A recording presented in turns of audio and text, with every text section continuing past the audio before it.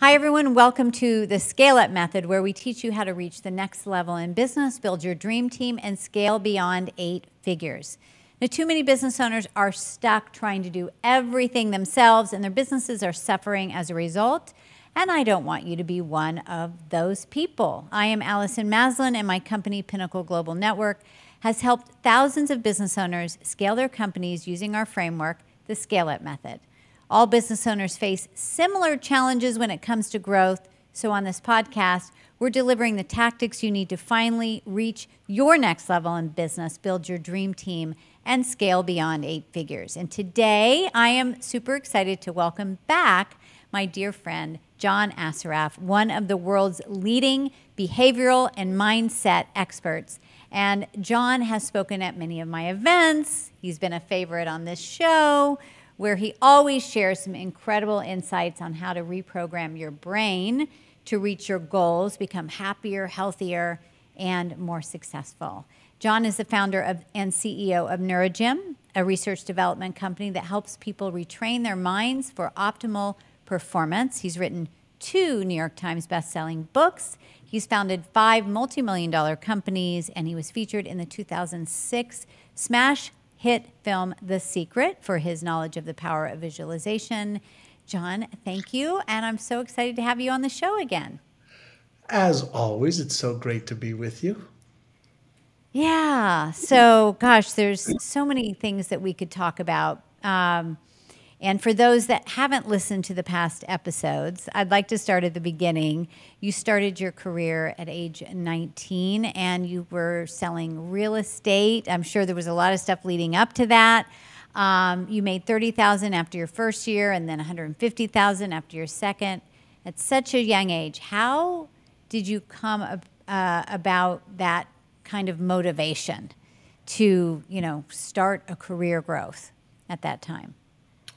Sure. So, the word motivation is motive for action, right? So at 16, 17, 18, I was getting myself into a lot of trouble with the law. I left high school, grade 11. I failed English, failed math, didn't think I was smart enough to achieve success in my life. And my results, the evidence, proved that to be the case at the time. And my brother, who was concerned for my well-being, invited me to have lunch with a man that he was teaching tennis to. My brother's a tennis coach. And this man was a very successful entrepreneur, real estate developer, had real estate offices. And I said, sure, I'll come and visit you. And I was living in Montreal at the time. My brother was in Toronto, about 350 miles away. So I took the train, met my brother for the weekend. And it started off with lunch with this Mr. Alan Brown.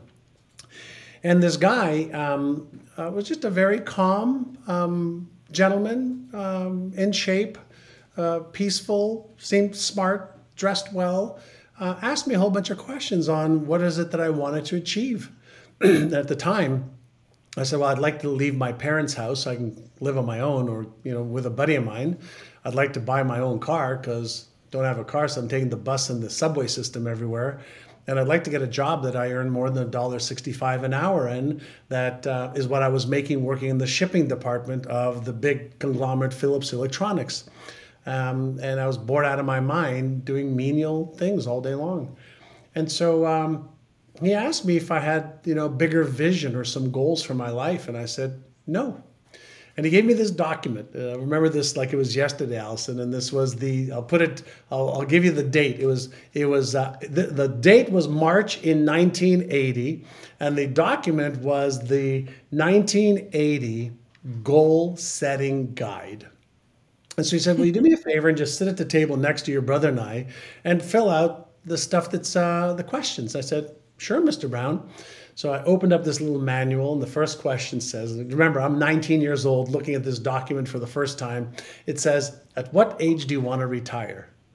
And so I looked at the document, I looked at the document, and so I looked at Mr. Brown and says, excuse me, sir, I'm 19. Like, nobody in my family retires. My aunts and uncles, my father, everybody still works. Like, what am I supposed to put here? And he said, just write a number. Okay, I wrote 45. The next question was, how much net worth do you want to have when you retire? I looked at Mr. Brown and I said, excuse me, sir, what does net worth mean? And he must have thought that I was, was like dumb as shit. And the third question was, what kind of lifestyle do you want to live? What kind of car do you want? What kind of home do you want? Who do you want to help? How much money do you want to make? Et cetera. And I asked, what am I supposed to write? He says, just make up something. Use your imagination.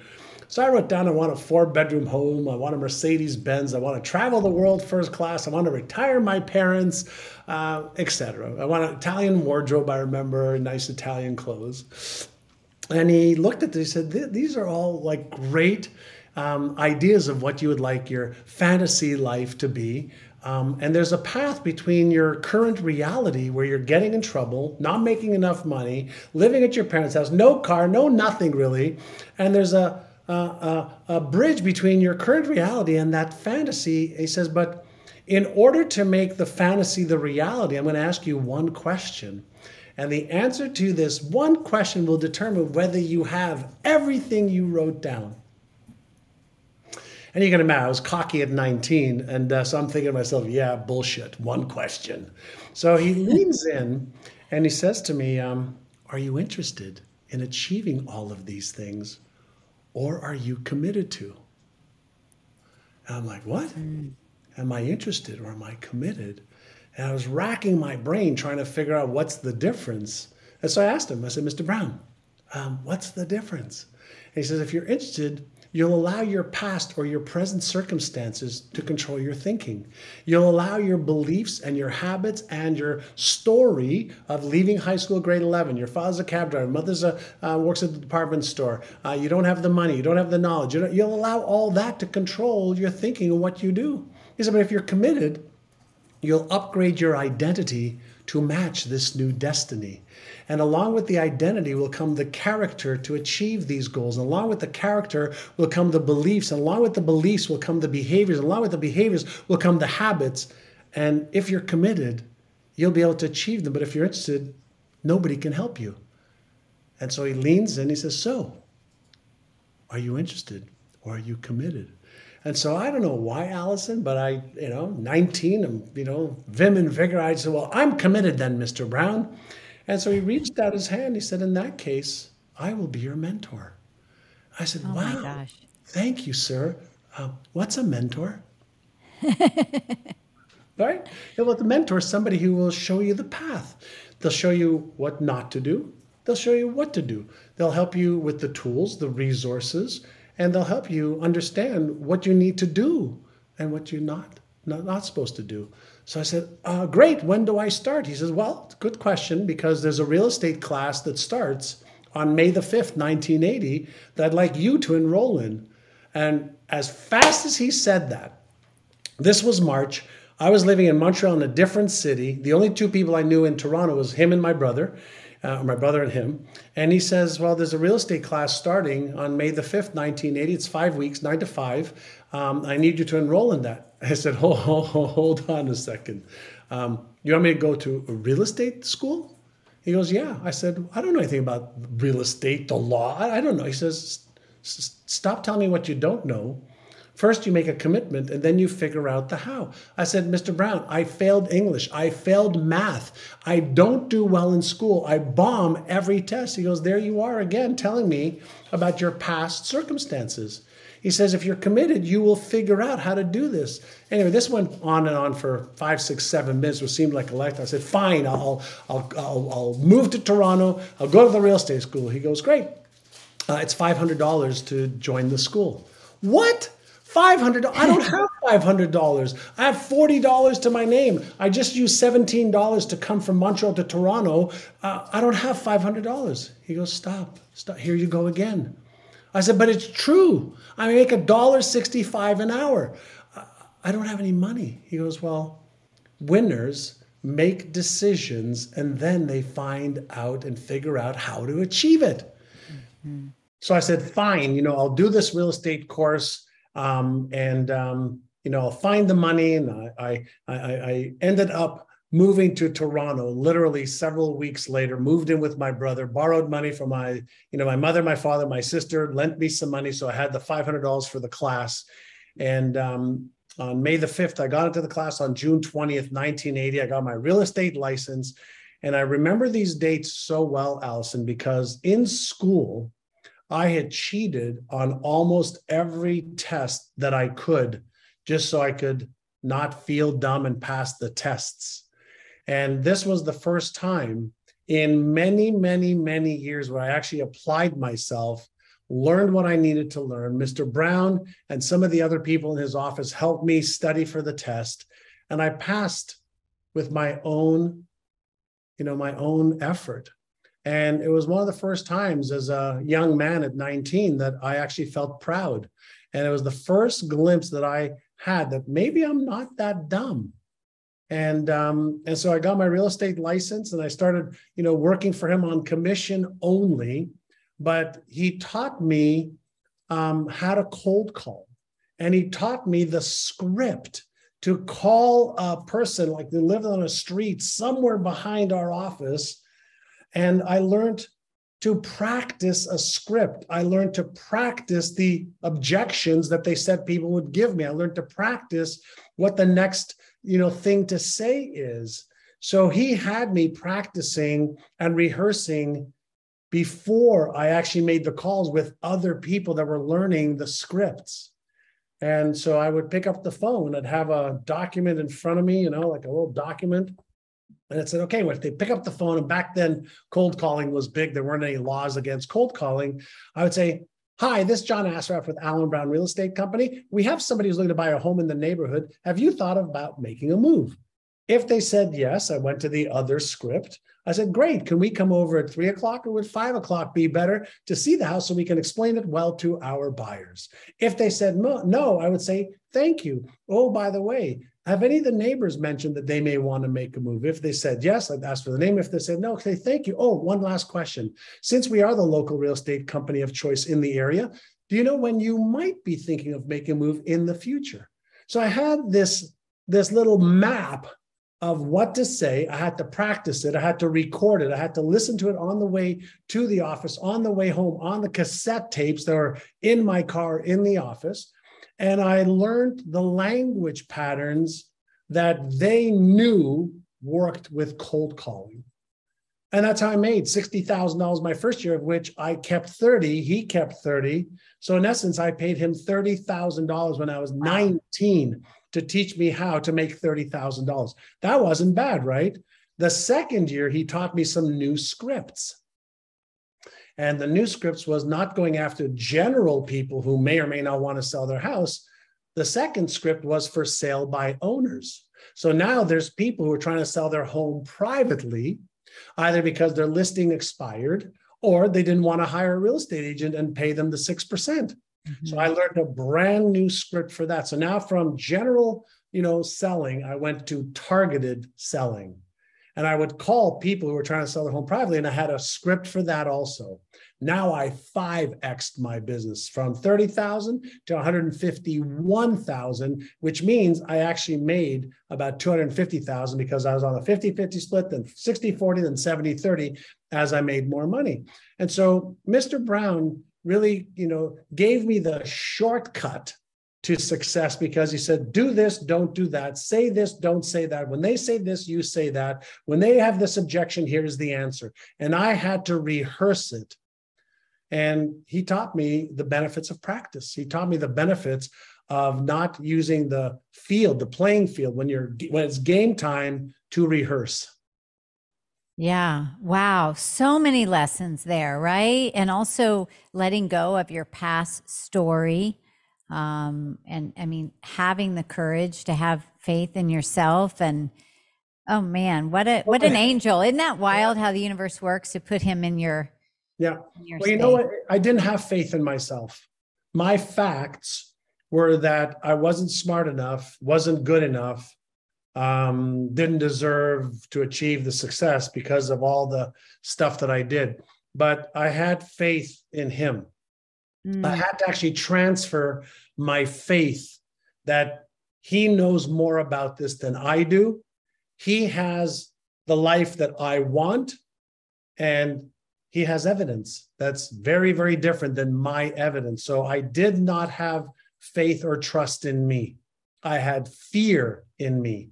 I had uncertainty in me. I had doubt in me. I had evidence that the reason I didn't do well in school was because I was not smart. That was my evidence. And And then he had other evidence. And so I had to suspend my disbelief. yeah, and really, I love that you transferred it onto his knowingness and, Yes. allowed him to mentor you and change the course of your life forever moving forward. And just learning those skills as sales at a Yeah. young age, especially as a businessman or a businesswoman. I mean, I did cold calling too, and I used to go door to door as well. And I'm so, as hard as that was for me, because I used to stand outside of the door and have major conversations with myself. I was terrified. And then I would just do it. Just going through that process has made me such a better businesswoman years later. How do you feel like that has impacted you, just going through that process, learning sales, the scripts and so forth as a business owner now? Yeah, well, it actually started even before then, because when I was 9, 10, 11, 12, I used to read comic books. And in the classified ads of comic books, they had little ads, to deliver flyers door to door and make X amount of pennies per flyer. So I did that. Then from that, there were ads in the classified of the comic books that said, hey, if you'd like to make, like $7 a week, right? I was getting 25 cents allowance a week from my father. Okay. So this was make $7 a week, having a newspaper route. So they would give me a route with, let's say, 20 subscribers in the neighborhood. And then part of what I had to do is, when I was delivering the papers, knock on the door and said, hi, my name is John. I deliver the newspapers to some of your neighbors. Would you like to receive the newspapers daily or on Saturdays? So most people said, no, thank you, young man, and left. But every once in a while, people go, yeah, sure. I've been wanting to get the newspaper instead of going up the street to the store. So I went from, 20 to 25 to 30. So I learned that I need to ask people. And if I had the words to ask, and I didn't take rejection personally, because they told me a lot of people are just going to say no. Some people won't answer the door. Some people might even get mad at you. Don't worry about that. I said, okay. So I would knock on the door and I'd have my little, card to sign them up. And so I was taught not to fear rejection. I was taught that if I have the right opening question, and I had the proper answers to their concerns or objections, then I could help many more people and then help myself. So I learned how not to fear rejection personally. I learned not to worry about what other people said on the phone, because they would yell at me, scream at me, swear at me, hang up on me. Some of them would even call the office back and said, don't you call us again. And then 3 weeks later, they'd say, we're getting divorced. Can you guys come over? So I've, Yeah. Oh my gosh. So I love that. Yeah, so I learned that the first and foremost, it's a numbers game. And I also had, Alan Brown was brilliant at this. I had a sheet, a sheet of paper, kind of like this with 100 boxes on the sheet. $15, $30, 45, 60, 75, 90, 105, 120. I said, here's the game. You're going to pick up the phone. You're going to call one person. If they say yes or no, it doesn't matter. You just made $15. So your job is to get to 100 of these boxes checked off, a day. Call 100 people. And he said, here's the law of averages. If you speak to enough people with what it is that you have to offer them, a certain percentage, I say, yes, I want it. So I learned how to just get through the numbers. And then I learned how to use, leverage through marketing to get to millions of people instead of one at a time. So I was taught these things. I had no idea that there are skills that you can learn. And if there's a skill you can learn, if you want the result, then learn the skill or have somebody else who has the skill do it. Yeah. Wow. And that's where it all began. And then you evolved, obviously, with several multi-million-dollar companies, with Remax, with bamboo.com. What were some of your biggest wins or lessons in building these companies? Sure. So, as a real estate agent, I learned selling and marketing and really taking care of people, serving others. So, selling was serving and doing something for somebody, not to somebody. So, those are some frames of how do I serve more people. Mm-hmm. And then marketing, was a way to get people to know you, build your brand, and call you and give you the opportunity to serve them. So, that was part one.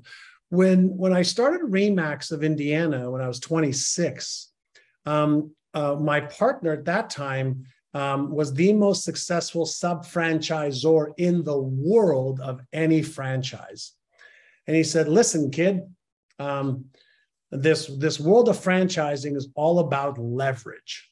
People pay $25, $50, $100, $500, $1 million for a process or a system that's been proven. And that's the leverage, right? They don't have to figure it out on their own. Mm-hmm. Now, we've figured out how to sell franchises. We figured out how to help successful agents who are working with other companies come work at Remax for themselves. So I said, great. Will you teach me how to sell franchises? Will you teach me how to recruit agents? He says, of course I will. It's $75,000 to learn that. I said, okay, here's $75,000. So $75,000 to get this opportunity to buy Remax of Indiana and to be his partner. And at the time, 1986, this guy was making like 10 million a year. He just sold one of his companies literally 3 months ago for $234 million, just a portion of it. Smart guy. He's worth probably about $750 million right now. So he was a good guy to follow in his footsteps. He's still one of my dearest friends. But the fact, John, that you invested $75,000 at 26 years old, I mean, that alone is huge. I borrowed half of that because I only had 37.5. So I borrowed half, took what I had and bet on me, but also bet that he could teach me how to like leverage and to get to that next level. So 26, I bought Remax of Indiana. When he said to me, by the way, this is a funny story. When he said to me, hey, do you want to buy a region with me? I said, absolutely. He says, great. Let's do this. He said, great. We're going to buy Indiana. And I said, where's Indiana? I was in Toronto, Canada. I didn't even know where Indiana was because I was Canadian. So I had to move to Indiana, not even knowing where it was, but I agreed to doing it first, then found out where Indiana was. So it didn't make a difference to me because I wanted the opportunity and I wanted the opportunity to learn from him. He was, again, achieving the results on a huge scale because he brought Remax to Canada. And so I said, yeah, I'll be partners with you. And then Walter started teaching me the world of franchising, the world of leveraging, the world of systems and processes and scale. From 26 to 30, I opened up about 45 offices. We were doing 1.2 billion a year in sales. And then the next several years, from 1992 to 1995, I got the company to 4.5 billion a year in sales, 85 offices, 1,200 salespeople. Now, it may be because, I worked hard, which I did, but I was working hard doing the right things. And I often, I have, I think you may know, I'm a Rubik's Cube junkie. I often show people you can work really hard. You can work tirelessly, to solve this. Or you can just learn from somebody who's done it and just solve it because there's an algorithm or a formula. Hard work doesn't necessarily equal the results that you want. Doing the right things does. And this is what I learned about franchising. Remax was, a growing company back in the 80s and 90s. And so there were people that already did what I was going to do in Indiana, even though Remax in Indiana failed 2 times before I got there. And when I was going to try and sell franchises to reputable real estate owners of companies, I would always hear But Remax has been here before and it failed twice. It won't work in Indiana. So do you remember what I said earlier, that I learned there's always going to be objections, and it's my responsibility to know the answers to those objections? That's my responsibility. Yeah. So you're right. Remax did fail twice, but let me ask you a question. If I gave you a Mercedes-Benz 500 SL and you drove it into a ditch, is the problem with the car? No. No. Oh, so there are people who have a great opportunity that drive it into a ditch, right? Well, the last two owners were very, very nice people, but they weren't me. I won't drive it into a ditch. I will do what I know it's capable of doing, because I've just come from a marketplace that had competitors that have been there for 100 years, and Remax is now number one. So I'm going to make Remax number one here as well. Do you want to join? So my certainty overlapped their uncertainty or their evidence. So as an entrepreneur, right, it's our responsibility, of course, to have a great program, product, service. Of course it is. But it's also to know, how to create the leverage points for our scalability, which you're brilliant at, right? It's also responsible for us to know what are the objections that are going to come up and how to handle those. That's our responsibility. Yeah. But it's also our responsibility to understand our own inner game objections to achieving the next level of our own success.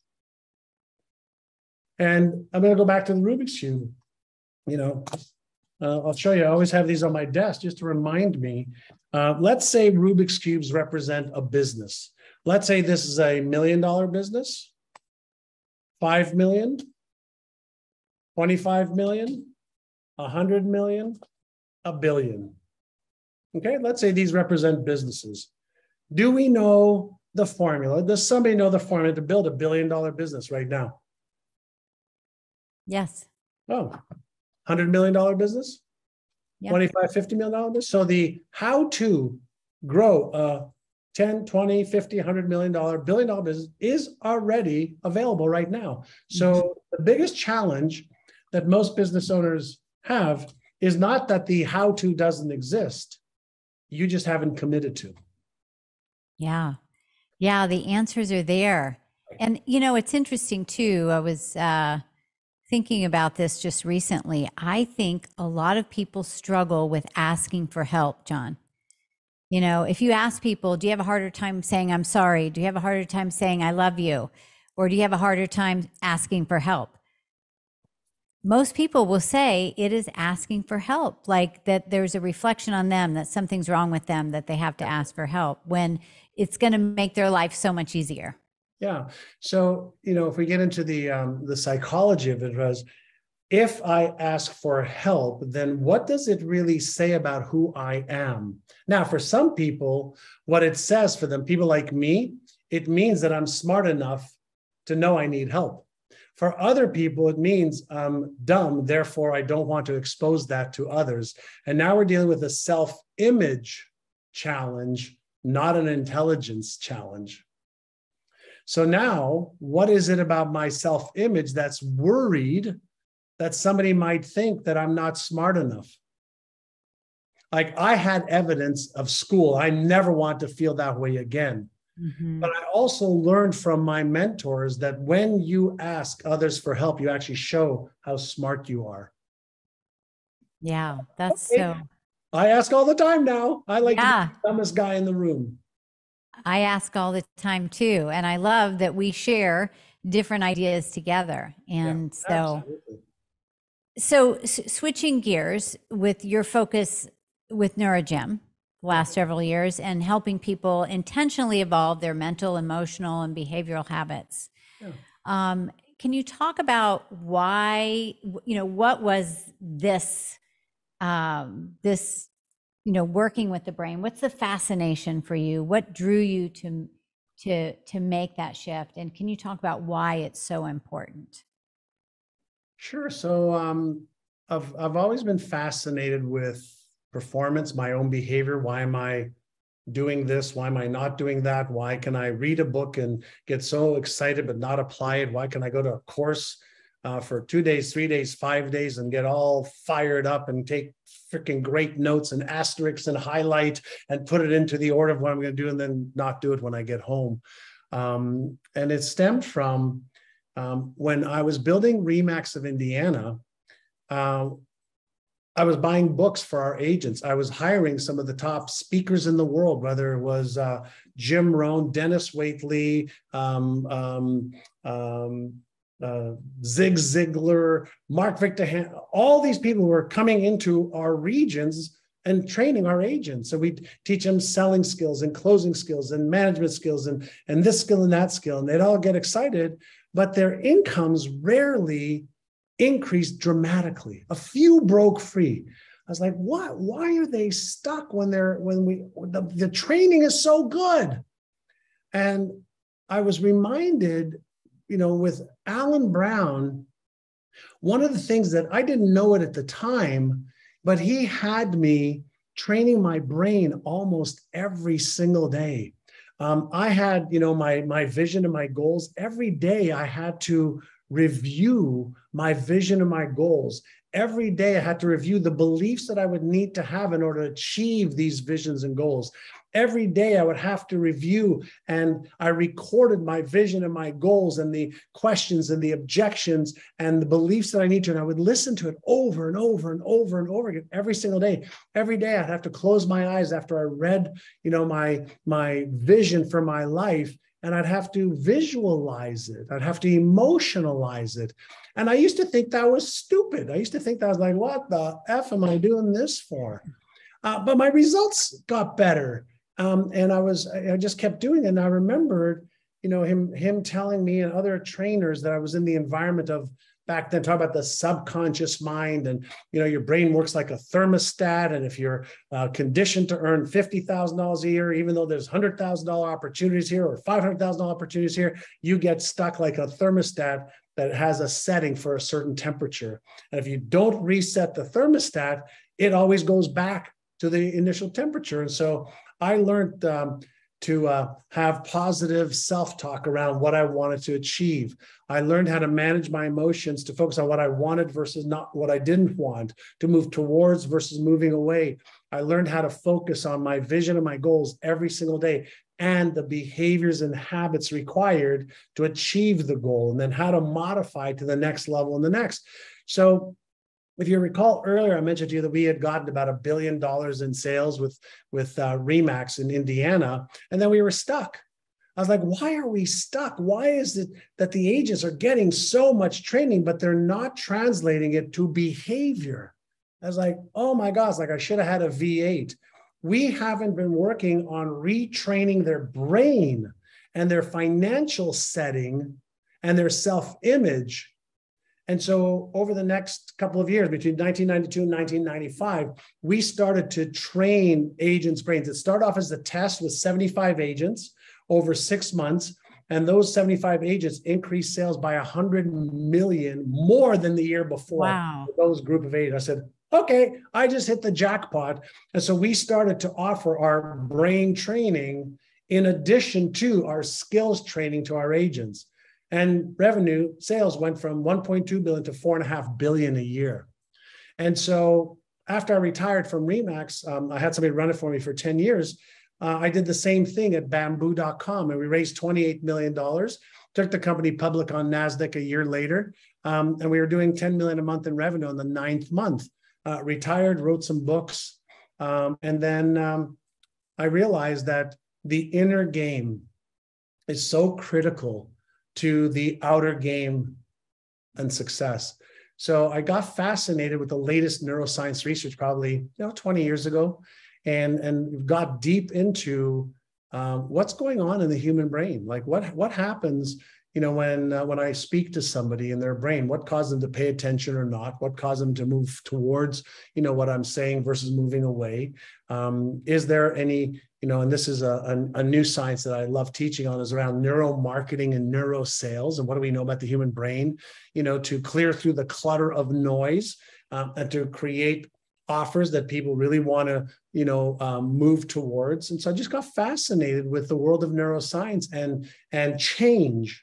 And so I started, I wrote my newest best-selling book, Inner Size, is how do I strengthen my core neuromuscles, whether it's my self-image neuromuscle, my belief neuromuscle, my self-talk regulation neuromuscle, my emotional regulation neuromuscles. And I've had, hundreds of thousands of students that have, worked on training their brain to achieve their goals faster. So I just got fascinated with the little hinge that swings the big door. Yeah, it is.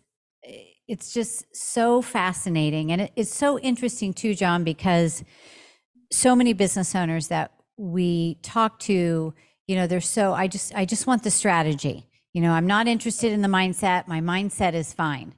In meantime, they've been stuck at the same level for years, even if they're, 5 million, 10 million in revenue. And then they hit a wall, they struggle really scaling the company further, building the team. What would you say, as one of the world's leading experts on human behavior and mindset, what advice do you give business owners that are struggling in this area? They've hit that wall and they can't seem to break through, and they're really struggling with that and their own leadership. Yeah. So first, it's understanding, a little bit about the neuromechanics. So think about this, when your car doesn't run optimally, what do? You take it to a mechanic. I mean, everybody who's listening right now probably has heard about what a governor or a restrictor plate is on a car. And if you haven't, back in the 50s and 60s, and they still put them on some cars today, let's say you have an engine that has the ability to go 150 miles an hour. But out of the factory, there's a restrictor plate or a governor on it that only allows to go 75. So even though the car can go 150, no matter how hard you hit the pedal, it won't go past 75 because there's a restrictor plate that's on the engine. Well, the average person has no idea where the restrictor plate is or how to take it off safely. Well, the average owner that has, let's say, the capacity to go from 1 to 5, 5 to 10, 10 to 25, they don't realize that their own mindset is the governor and the restrictor plate. And no matter how much more information you get and strategies and tactics you get, you don't apply them at the level you can. Why? It's not because you can't. I always have a brain on my desk also, but we gather information obviously through our eyes and through our ears, and it goes into short-term memory for processing. But there's another part of the brain that's responsible for my habitual thoughts, emotions, and behaviors that controls up to 98% of my behavior every day. So just because I discover or learn new strategies doesn't mean that translates to new behaviors. One of it happens in this part of the brain. Behavior is dictated by another part of the brain. So if you don't change it's called the striatum, by the way. If you don't change the neural patterns in the striatum that are part of a larger part of your brain called the hippocampus that regulates behavior, you gather information and knowledge and you get excited, but you don't translate it to long-term behavior. So can you learn a strategy and apply it today? Sure. Tomorrow? Sure. Next week? Sure. But if you don't know how to sustain it past the initial excitement, you revert back to all of the old thoughts, emotions, behaviors. Why? The third most important part of what the brain does, number one, safety and security. Number two is avoidance of any real or imagined pain or discomfort. Change is a threat in the brain.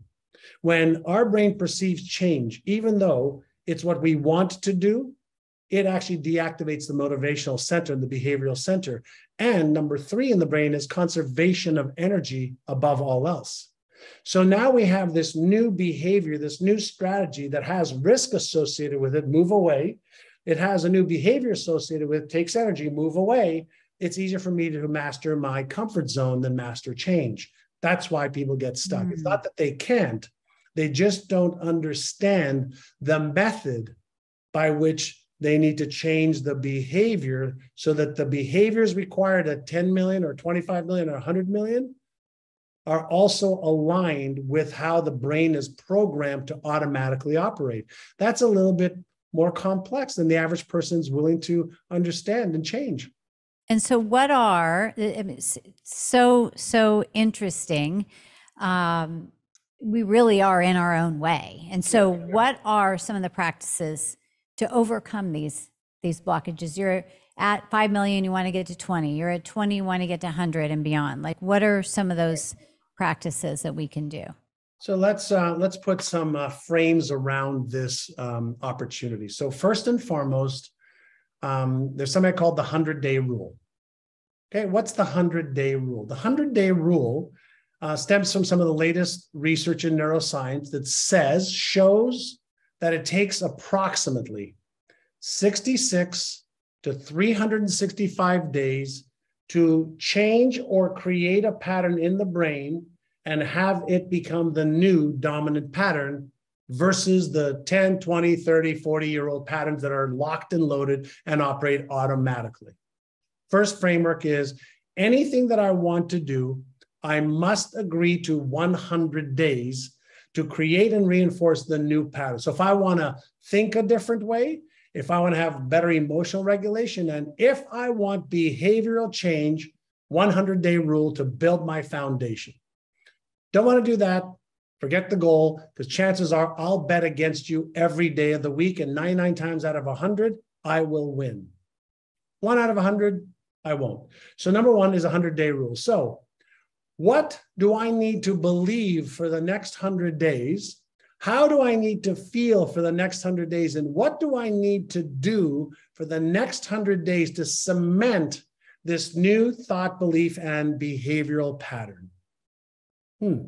Write it down. So then I want to go to my day for the next 100 days. And when am I going to, let's say, review the new goal? When am I going to review the strategies that I've agreed to implement? When am I going to review the beliefs that I need? And how am I going to make sure that for 100 days, me and let's say my team is going to implement this stuff? And how am I going to create accountability for that? Because I don't want to just do it, for a weekend. I want to make this part of, my business, my culture, and my behavior. So now I can accelerate my, let's say, revenue or marketing or leads or whatever it is. And now I can sustain it. So one of the things that's a really, really easy thing to do is after you've got your vision and your goals and your big why and your strategies in your calendar every day before you start your day, sit at your desk or on your sofa or even on the toilet. It makes no difference. I want you to take a look at your vision and your goals and your why. And I have mine always here in my Exceptional Life Blueprint. I could take you to my results, the story of my life, the business results, and I could walk you through that in a nanosecond because that's what I look at every day. I have one upstairs, one downstairs, etc. So now I'm going to activate a big part of my brain called the visual cortex or the occipital lobe in my brain. Why? Well, we know, number one, that practice makes permanent patterns. I'm creating neural patterns. And then a visualization is a simulation. So if I can practice seeing my goal, seeing my why, practicing the strategies and the behaviors that I want to achieve, and then I can see myself achieving it, I am firing neurons in my brain, and the neurons that fire together wire together. Well, that's what conditioning is. That's what programming is. We are all programmed to achieve the results you're currently achieving. That's what you're programmed and conditioned to achieve. So if you want a different result, you need to reprogram your brain like software. You upgrade your phone, you upgrade your computer. Well, what do you think your brain is? It's a biocomputer. And then when you fire these neurons, day one, it's firing and it might make a light connection. Day 7, okay, the connections are getting stronger. Day 30, oh my God, it's easier for those neurons to fire automatically. Now your brain says, hey, you've been doing this for 30 days. I guess we should weaken the other programming because you're not using it as much. You're deliberately using energy for this. So all of a sudden they're firing together and this one fires less and this one fires more automatically. And this one actually atrophies. And this one is the firing neurons that is aligned with the vision and goals you have. So the more I practice, the more I use every sense that I have, whether it's visualization, whether it's emotionalization, whether it's the behavior required, I am activating a group of cells in my brain that I want to create something known as automaticity. I want this to be the norm and the easy pattern for my brain to conserve energy with versus the old one. Now, why do most people fail at doing that? Because they have a mismatched expectation. I said earlier, 66 days to 365 is what the science is showing. So don't do this for 35 days going, it doesn't work for me. That's like planting seeds in the soil and then digging it up to see, well, is the root taking place? And so be very patient. So all of my students say, give me 100 days or don't even start. Yeah. Like, give me 100 days, don't even start. Because I can give you awareness in a day, an hour. I can give you some knowledge, but I can't create long-term sustained behavioral change and result change.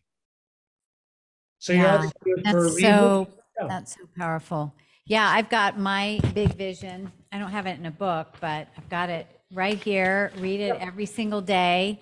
So I'm right there with you. And it's interesting that with our mastermind, people are in a minimum of a year, although we have many that are in now over 10 years. And it's interesting too that you say that. I was thinking about that too, because over time, as the brain evolves to that next level, that's why they just keep evolving too, because of that continued commitment. I want to talk about, as we're kind of getting to the end of the interview, but this is really something that I'm so passionate about. I utilize the power of intention in everything I do. In fact, that's going to be one of my books here coming up here soon. And I understand the importance of aligning our energy mentally, physically, emotionally to what I desire, plus taking massive action. And spiritually.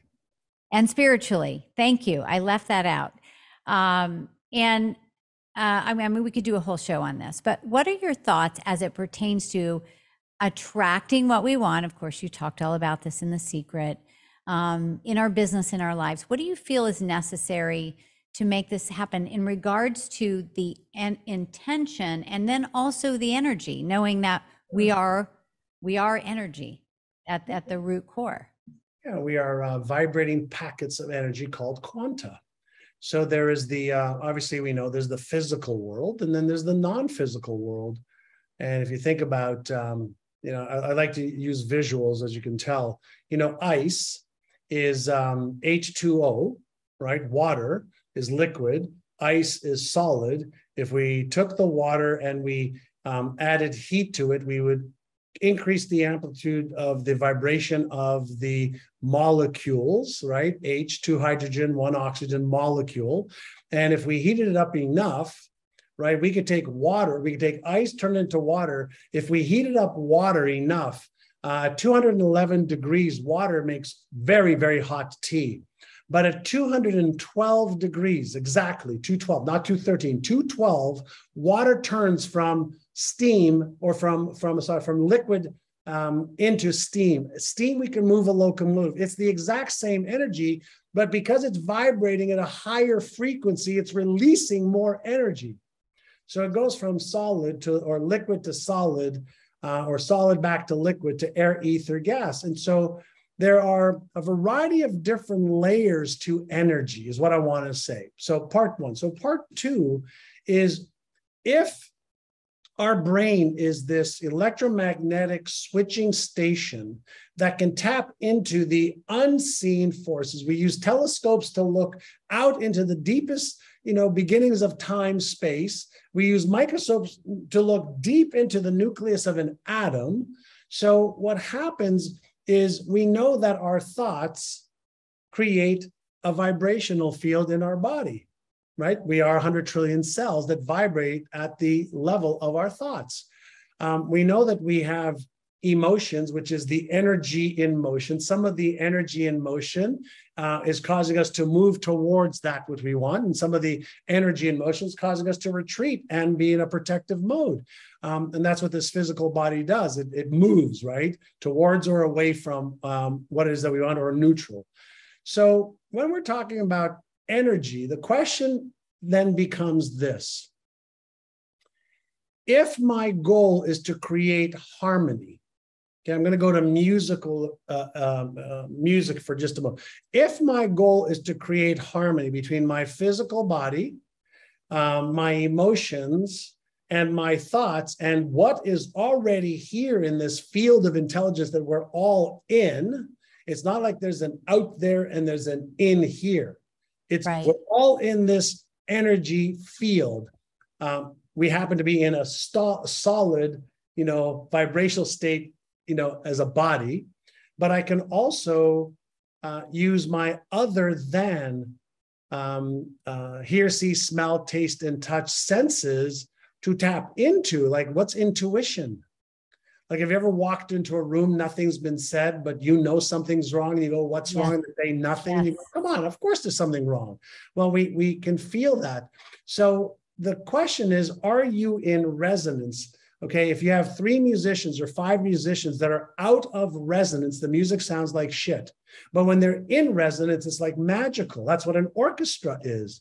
So can I orchestrate, okay, as the conductor and the orchestra, can I coordinate my thoughts and my emotions and align them with the behaviors so that I am in resonance with all of the answers, the tools, the people that are already here? And the answer is, of course you can. It's no different than if you have, the numbers to a safe, and inside the safe is $100 million, but you don't have the numbers in the right order. Yeah. So what we want to do is align physically, emotionally, mentally with that which is already here spiritually. And we are spiritual beings anyway. And that's why we have this desire to have more, be more, achieve more, give more, love more, and all that stuff, because that's our birthright.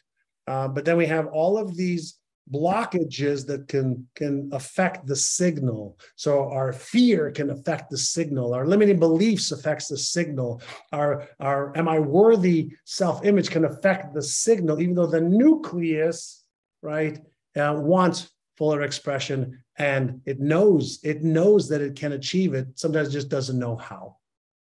So it's about aligning that signal in a sense, right? With the energy of the signal, or whatever you're trying to connect that signal to. Yeah, like dialing into a radio station, right? Where it was like fuzzy. Remember the days when we used to do that? Right. If you're not exactly on the station, it's fuzzy. Even though the signal is right here, in wherever anybody is right now. Right now, there's rock and roll, classical, punk rock, every type of music that you want to hear is in the room you're in right now, or in the car if you're listening in a car. Now, the question is, are you tuned into that signal? Yeah. But if you got a business owner and they're like, John, I'm doing everything. I'm doing all the strategies, doing all the things, and I want to get there so badly. So internally, that signal that you're projecting, maybe I don't believe that it's possible, really. Yeah. Maybe I'm afraid of success, or a number of things, is blocking that signal. That's right. So the signal, you may have, part of the signal is locked and loaded, and the other signal is running an interference pattern. Yeah. Yeah. It's so fascinating. Gas, 1 foot on the brakes. Yes. But the proverbial gas and brakes is all happening in your own mind. Yeah. So the key is, how do I get tuned in?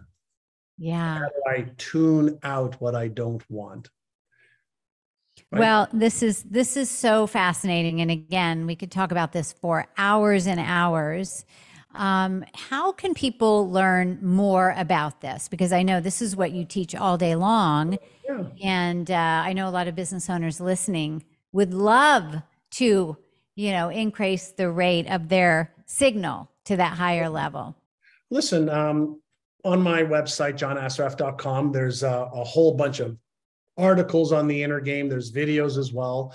Pick up one of my New York Times best-selling books, whether it's The Answer up there, having it all over there, Inner Size over there, and just get into really understanding that everyone let me back up a moment. Every brain functionally works the same. Right, so that's first and foremost. Every brain functioning works the same. So Einstein's brain, just like yours. Hitler's brain, just like yours. Genghis Khan's brain, just like yours. Oprah's brain, Richard Branson's brain. Every brain functionally works the same. So that's part one. Part two, maybe you just need to be a better operator.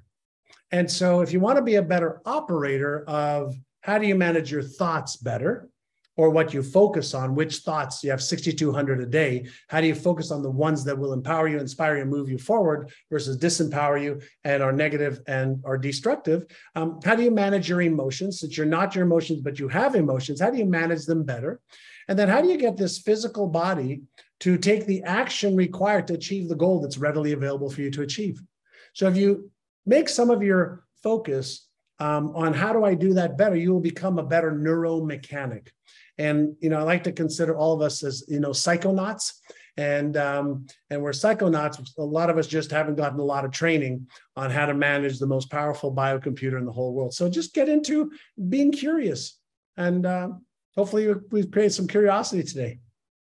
Oh, it's always fascinating, John. Always. Every time you come on this show, it has been so great. Thank you so much.